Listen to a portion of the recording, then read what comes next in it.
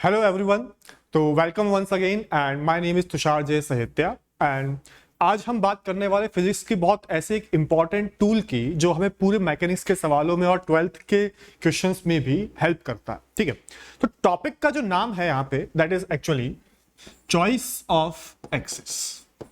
अब टॉपिक नहीं बोलेंगे इसको, एक्चुअली कॉन्सेप्ट है जो आपको आना चाहिए कि किस समय पे हम किस तरह से एक्सिस को चूज करें सो दैट हमें सवाल करने में बहुत ज्यादा तकलीफ ना हो।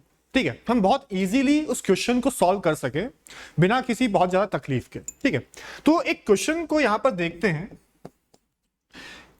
एक एग्जांपल लेता हूं मैं आपके सामने और एग्जांपल के साथ साथ हम चीजों को समझते चलेंगे। मान लीजिए कि हमारे पास इस तरह से दो स्ट्रिंग्स हैं और इन स्ट्रिंग्स से कनेक्टेड हमारे पास फाइनली एक ब्लॉक है इस तरीके से। ठीक है, लेट्स से ब्लॉक का मास है आपके पास 5 kg और इस स्ट्रिंग में टेंशन आपके पास T1 मान लेते हैं, इस स्ट्रिंग में टेंशन हमारे पास T2 मान लेते हैं और एक स्ट्रिंग का एंगल हॉरिजॉन्टल से ले लेते हैं हम लोग 37 डिग्री और एक स्ट्रिंग का एंगल ले लेते हैं हम लोग हॉरिजॉन्टल से 53 degree. And the question is you have to find out the value of T1 and T2। Most of you can solve it easily, बहुत आसान सा सवाल है। तो मैंने आपसे पहले कहा कि मैं एक्चुअली क्वेश्चन की बात नहीं कर रहा हूं, यहां पे मैं बात कर रहा हूं एक कॉन्सेप्ट की जो आपको सीखना है। ठीक है, तो अगर मैं यहां पे ध्यान से देखूं कि नॉर्मली हम लोग क्या करते, आप लोग पॉज करके एक बार इसको सॉल्व कर सकते हैं। ठीक है, उसके बाद आप मेरा सॉल्यूशन देखिए। तो नॉर्मली जो हम सॉल्यूशन सॉल्व करते हैं वो इस तरीके से करते हैं कि ये हमने ब्लॉक लिया, इसका एफवीडी बनाया, इस पे लग रहा है नीचे mg 50 न्यूटन और ये हमारे पास हो गया T1 और ये हो गया हमारे पास T2। तो हम नॉर्मली जो हमारी हैबिट में है, हमारी हैबिट में क्या है कि हम एक्सिस जनरली चूज करते हैं इस तरीके से कि एक एक्सिस मान ली हम लोगों ने वर्टिकल या अलोंग द वर्टिकल डायरेक्शन और एक एक्सिस मान ली हमने अलोंग द हॉरिजॉन्टल डायरेक्शन। अब हम यहां पे क्या करेंगे, टेंशन के कंपोनेंट करेंगे। टेंशन के कंपोनेंट कैसे करेंगे, एक ही आपके पास 37 डिग्री दे रखा है, एक आपके पास 53 डिग्री दे रखा है। टेंशन के कंपोनेंट अगर आप पहले T1 के करते हैं तो T1 क्या आपने कंपोनेंट किए तो बच्चे यहां पे क्या आएगा आपके पास, it is 3/5 into it is actually T1 cos 37। तो T1 cos 37 इज 4/5 T1 और इस तरफ कंपोनेंट आ जाएगा आपके पास टेंशन का T1 का 3/5 T1। सिमिलरली मैं T2 के कंपोनेंट्स भी कर सकता हूं। T2 का कंपोनेंट्स आपके पास आएगा इस तरफ, T2 cos 53 is 3/5 T2 and T2 sin 53 is 4/5 T2। ठीक है, तो यहां पे आपने कंपोनेंट्स कर लिए T1 एंड T2 के।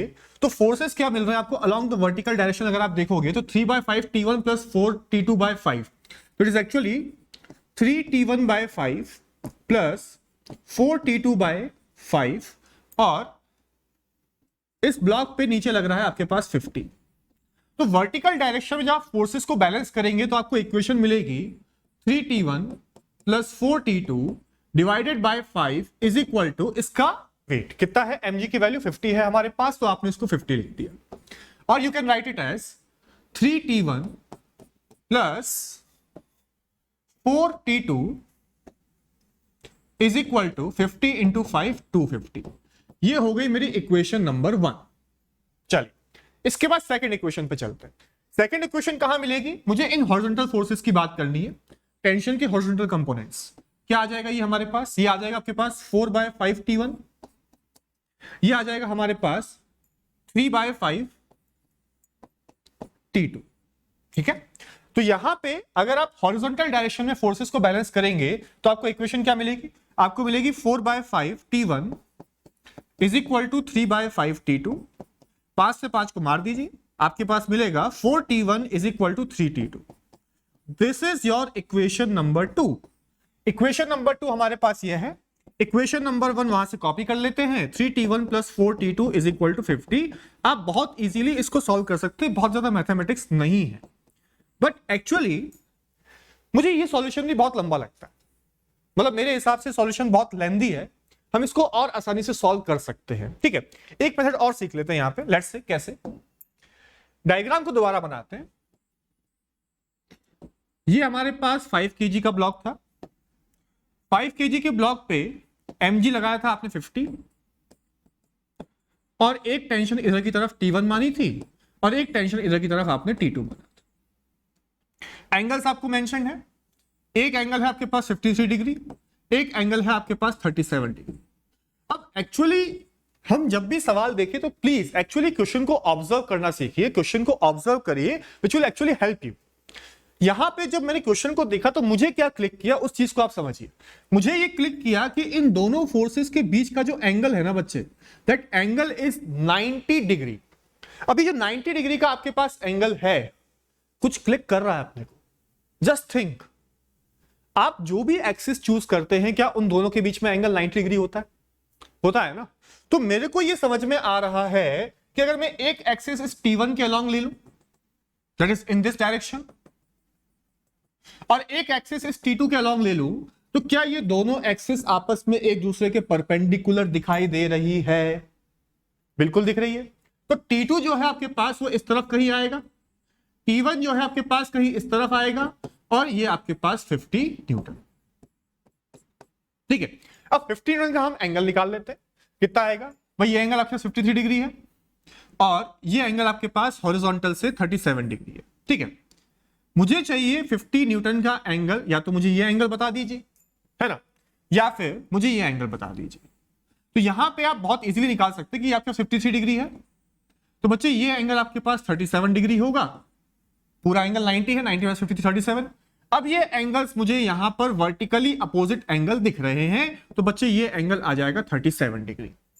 ठीक है, तो यहां पे आपके पास ये एंगल आपको दिखा 37 डिग्री। अब मैं कंपोनेंट्स T1 T2 के नहीं करूंगा, मैं कंपोनेंट्स करूंगा 50 न्यूटन के। तो 50 न्यूटन के कंपोनेंट्स जब आप करेंगे तो ये मिलेगा आपको एक्चुअली इक्वल टू 50 sin 37 यानी कि 50 इंटू 3/5। इधर मिलेगा आपको 50 cos 37 यानी कि 50 इंटू 4/5।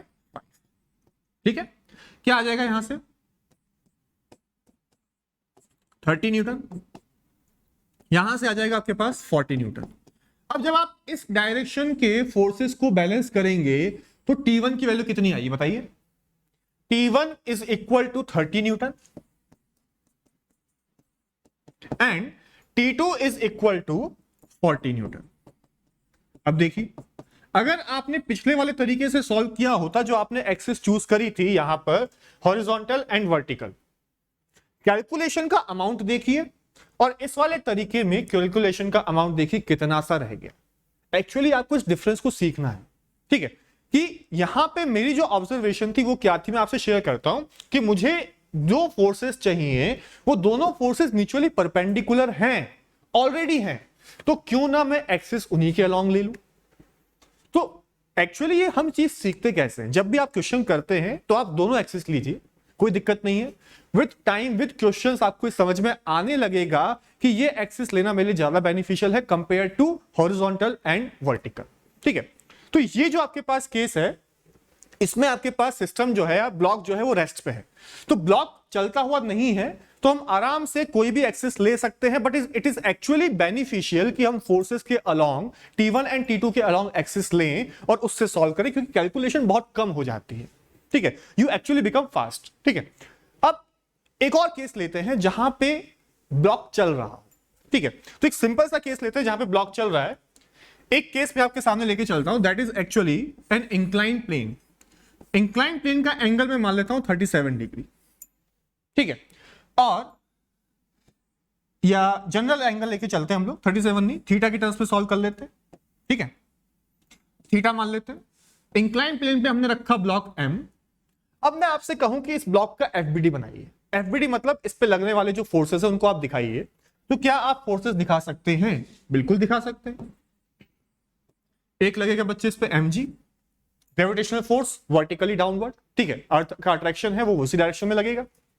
एक लगेगा इस पे normal contact force. Normal contact force लगेगा इस सरफेस से। ठीक है, नॉर्मल कॉन्टैक्ट फोर्स एक ऐसा कॉन्टैक्ट फोर्स है जो सरफेस के परपेंडिकुलर लगता है and it tries to compress the body.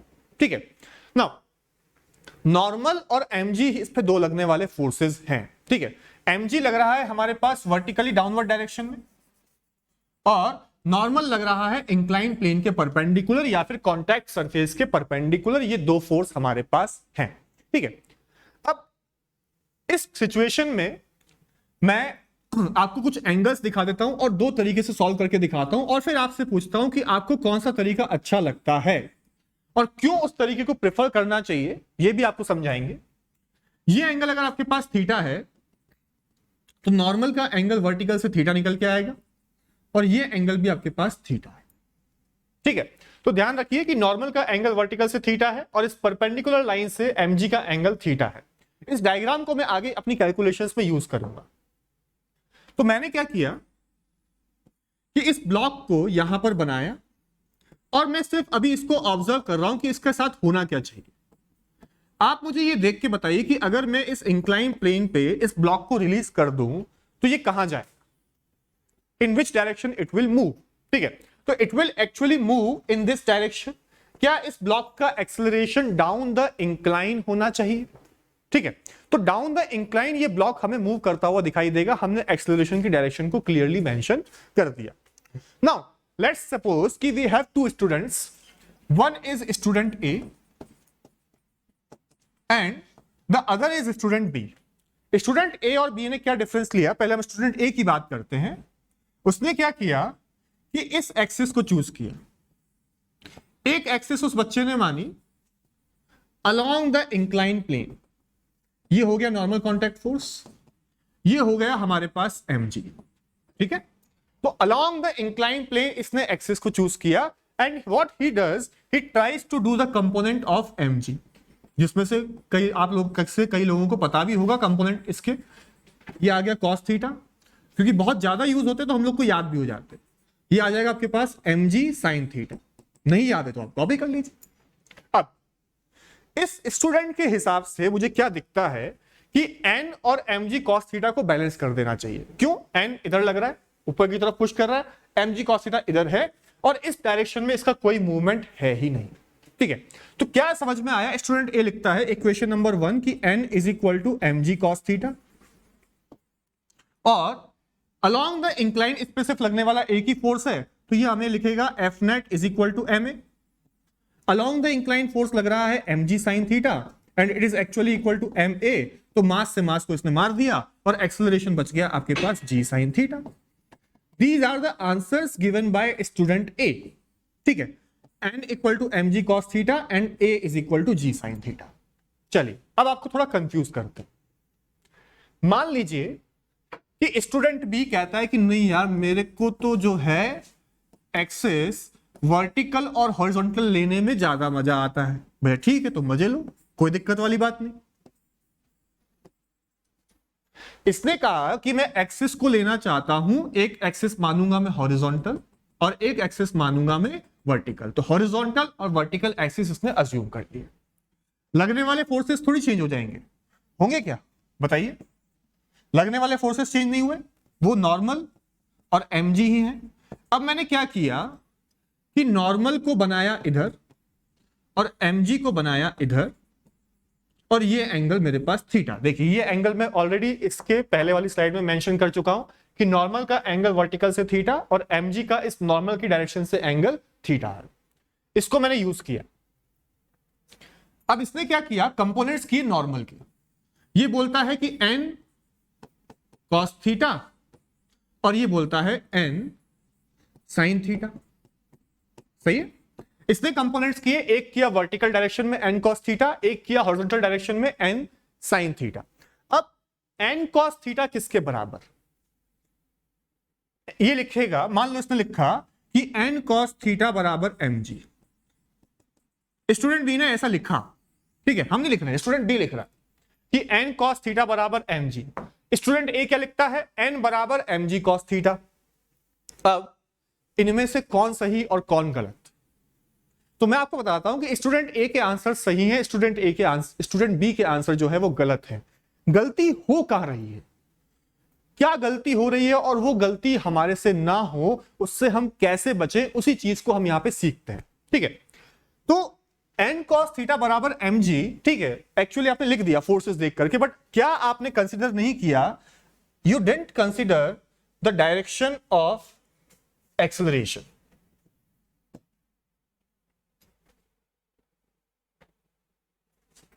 ठीक है, you didn't consider the direction of acceleration. ये जो एक्सेलरेशन है आपके पास इस तरफ है, तो ये एक्सेलरेशन अगर मैं यहां पे दिखा दूं कि इसका एक्सेलरेशन इस तरफ है, ठीक है, block is moving down the incline, तो एक्सेलरेशन अगर इस तरफ है तो क्या इस एक्सेलरेशन का एक कंपोनेंट वर्टिकल डायरेक्शन में और एक कंपोनेंट हॉरिजॉन्टल डायरेक्शन में नहीं आएगा क्या? बिल्कुल आएगा। ठीक है, अब एक्सेलरेशन अगर इस डायरेक्शन में है तो एक्सेलरेशन का हॉरिजॉन्टल से एंगल थीटा होना चाहिए, क्योंकि इंक्लाइन का एंगल हॉरिजॉन्टल से थीटा है, तो ये एंगल भी आपके पास थीटा, तो ये एंगल मैंने थीटा मार्क कर दिया। तो ये आंसर तो गलत है, लेकिन क्या इस तरीके से मुझे सही आंसर मिल सकता है? बिल्कुल मिलेगा। आंसर ऐसा नहीं है कि नहीं मिलेगा, आंसर मिलेगा। ठीक है, क्या मिलेगा? एक्सेलरेशन का कंपोनेंट इस तरफ a sin थीटा, एक्सेलरेशन का कंपोनेंट इस तरफ a cos थीटा। अब मुझे क्या करना पड़ेगा? वर्टिकल डायरेक्शन में मुझे F net equal to M A, और वाई डायरेक्शन या वर्टिकल डायरेक्शन में लिख देता हूं, force is m g in the downward direction, upward direction में है N cos theta is equal to m into acceleration कितना है हमारे पास वर्टिकल डायरेक्शन का बच्चे? A sine theta. This is your equation number 1। Horizontal direction में हमारे पास सिर्फ एक ही फोर्स है और वो है एन साइन थीटा। तो हॉरिजॉन्टल डायरेक्शन की या एक्स डायरेक्शन की इक्वेशन अगर मैं लिखता हूं तो N sine theta is equal to m into a x, और एक्स डायरेक्शन का एक्सेलरेशन कितना हमारे पास? Is equal to a cos theta. ठीक है, तो इसको हम लिख रहे थे थोड़ा सा इस तरफ ताकि कैमरा से बाहर नहीं चला जाए। तो N sine theta is equal to M A cos theta. ठीक है, तो N sine theta equal to M A cos theta. तो बच्चे यहां से एन की वैल्यू आ गई M A cos theta by sine theta. अब इस एन की वैल्यू को उठा करके इस इक्वेशन से यहां पर सब्स्टिट्यूट करिए, और सब्स्टिट्यूट करने के बाद आपको मिलेगा कि M G minus N, N की जगह पे M A cos theta. Cos theta एक तो एन में है और एक लिखा हुआ है, तो क्या कॉस को लिख सकते हैं upon sine theta is equal to M A sine theta. अब एक्सेलरेशन वाली टर्म को आप उधर ले जाइए। अच्छा, एन हमने गलत लिख दिया, एन की वैल्यू हम पुट कर चुके हैं, इसको यहां से हटा देते हैं। तो मुझे क्या मिलेगा यहां पे? M G is equal to M A cos square theta by sine theta plus M A sine theta. ये इक्वेशन मुझे मिल गई यहां से। अब इसको सॉल्व करिए। सॉल्व करेंगे तो M G is equal to M A cos square theta by sine theta, मैं दोबारा लिख देता हूं आपके लिए, plus M A sine theta. LCM ले लेंगे, एम ए कॉमन आएगा, cos square theta plus sine square theta की वैल्यू कितनी होती है बच्चा? 1 होती है, by sine theta is equal to M G. M से एम को मार दीजिए, इस वैल्यू को 1 पुट कर दीजिए, एक्सेलरेशन आएगा आपके पास जी साइन थीटा। बिल्कुल आएगा। क्या पिछले केस में भी एक्सेलरेशन यही आ रहा था? यहां पर भी यही आ रहा है। नॉर्मल की वैल्यू आपको निकालनी है तो एक्सेलरेशन की वैल्यू पुट कर दीजिए जी साइन थीटा, तो क्या आ जाएगा? M G sine theta cos theta by sine theta. ठीक है, तो n इज इक्वल टू हमारे पास था M A cos theta by sine theta में आप वैल्यू पुट करेंगे तो M G sine theta into cos theta by sine theta में साइन थीटा को मार दीजिए, आपको मिलेगा एम जी कॉस थीटा। क्या स्टूडेंट ए के आंसर्स भी यही थे? बट समझदार कौन निकला? जिसने एक्सिस को वर्टिकल हॉरिजॉन्टल पे चिपक के रह गया, या जिसने अपने आप को मॉडिफाई किया, क्वेश्चंस के साथ में अडेप्ट करना सीखा, और उसने एक्सिस को एक अलोंग द इंक्लाइन और एक वर्टिकल यानी कि या परपेंडिकुलर टू इंक्लाइन इसने मान लिया। कौन समझदार निकला? समझदार निकला मेरे हिसाब से स्टूडेंट ए। तो हम भी स्टूडेंट ए की तरह समझदार बने तो हमें किन बातों का ध्यान रखना चाहिए कि हम बार बार स्टूडेंट बी की तरह क्वेश्चंस को बहुत लेंथी ना करें। तो कुछ कंक्लूजन्स हैं बच्चे, मैं आपको बता देता हूं। कंक्लूजन क्या है कि हमारे पास 2 तरह के केस है। एक तो आपके पास सिस्टम इज स्टैटिक, जहां पे ब्लॉक रेस्ट पे आपको दिख रहा है, तो इसमें आप कोई भी एक्सिस लीजिए कोई फर्क नहीं पड़ता। But actually when you are seeing 2 mutually perpendicular direction में आपके पास फोर्सेस हैं, तो इट इज एक्चुअली बेनिफिशियल कि आप एक एक्सिस इस फोर्स के अलॉन्ग लीजिए और एक एक्सिस इस फोर्स के अलॉन्ग लीजिए। लेकिन जब आपके पास सिस्टम मूविंग है या ब्लॉक मूविंग है, तो what is beneficial, choose one axis along the direction of force. Choose one axis along the, sorry, it is not force, actually it is the acceleration. Choose one axis along the direction of acceleration and the other one perpendicular to direction of acceleration. इससे हमें क्या फायदा होता है, जो student B की बेवकूफियां थी, जो वो क्वेश्चन को बहुत लेंथी खींच रहा था, हमारा क्वेश्चन इतना लेंथी नहीं जाएगा, हमें एक्सेलरेशन के कंपोनेंट्स नहीं करने पड़ेंगे, तो हम फास्ट हो जाएंगे। ठीक है। और along the direction of acceleration आपको क्या इक्वेशन लिखनी पड़ेगी, तो along the direction of acceleration बच्चे आप लिख सकते हैं F net is equal to M A, और जिस डायरेक्शन में एक्सेलरेशन नहीं है, यानी कि perpendicular to direction of acceleration, हम लोग क्या लिख सकते हैं, हमें वहां पे सिर्फ फोर्सेस को इक्वेट करना है। जितने भी फोर्सेस है उस डायरेक्शन में जो भी कंपोनेंट्स आ रहे हैं, उन फोर्सेस को इक्वेट करके एफ नेट इक्वल टू 0 करना है। तो ये हमारी रिक्वायरमेंट हो गई। तो हमेशा इस चीज का ध्यान रखें कि अपने माइंड को ओपन रखें कि हम एक्सिस किस हिसाब से मान रहे हैं। अलोंग द एक्सेलरेशन डायरेक्शन मानने से हमें बहुत फायदा होता है, कैलकुलेशंस हमारी बहुत आसान होती हैं। तो एक axis along the direction of acceleration और एक एक्सिस इसके परपेंडिकुलर। ठीक है। इसी कॉन्सेप्ट को आप यहां पर यूज कर सकते हैं चाहें तो। आपने सुना होगा कोनिकल पेंडुलम, जिन लोगों ने नहीं पढ़ा है वो आगे पढ़ेंगे। जिन्होंने कोनिकल पेंडुलम पढ़ रखा है, तो ये एक्चुअली इस तरह के सर्कल में घूम रहा है। एक कोन को बनाता हूं, ठीक है, आपने रस्सी से एक पार्टिकल को बांधा और इस तरह से घुमा दिया, तो एक कोन को कवर करेगा, तो इसलिए इसको कोनिकल पेंडुलम बोलते हैं। ठीक है। तो यहां पे आपके पास मान लीजिए कि इस केस में ये वर्टिकल से एंगल बन रहा है थीटा, इस पे लगने वाले फोर्सेस कौन कौन से हैं, एक टेंशन और एक mg। अब सर्कल में घूमता हुआ पार्टिकल एक मान लीजिए कांस्टेंट एंगुलर स्पीड से ही घूम रहा है, तो कांस्टेंट एंगुलर स्पीड से घूमता हुआ पार्टिकल, इसका एक्सेलरेशन किस तरफ होगा? क्या इसका acceleration towards the centre of circle होगा? बिल्कुल होगा। तो towards the centre of circle मैंने इसका एक्सेलरेशन ए इस तरीके से बनाया आपको दिखाने के लिए। तो यहां पे हमारे पास जो फोर्सेस हैं टी और mg, क्या बेनिफिशियल है, मैं किस डायरेक्शन में एक्सेलरेशन या एक्सिस को चूज करूं? एक अलोंग द एक्सेलरेशन और एक एक्सेलरेशन के परपेंडिकुलर, और ये एंगल अगर थीटा है तो टेंशन का भी एंगल वर्टिकल से थीटा है। आप mg के कंपोनेंट मत करिए, टेंशन के कंपोनेंट करिए। ये आएगा t cos थीटा, ये आएगा t sin थीटा। तो t cos theta is equal to mg, और इसका रेडियस अगर हम थोड़ी देर के लिए r मान लें, जो कि आप l की टर्म्स में निकाल सकते हैं, l is the length of string, तो t sin theta is equal to m omega square r। और इस ट्राइंगल से अगर आप r निकालना चाहते हैं तो वो भी निकाल सकते हैं। आप बहुत फटाफट से आंसर की तरफ बढ़ पाएंगे। ठीक है। तो क्या याद रखना है, एक डायरेक्शन अलोंग द एक्सेलरेशन और एक परपेंडिकुलर टू एक्सेलरेशन अगर आप लेते हैं तो आपको एक्सेलरेशन के कंपोनेंट नहीं करने पड़ते। That's why you become fast. Thank you.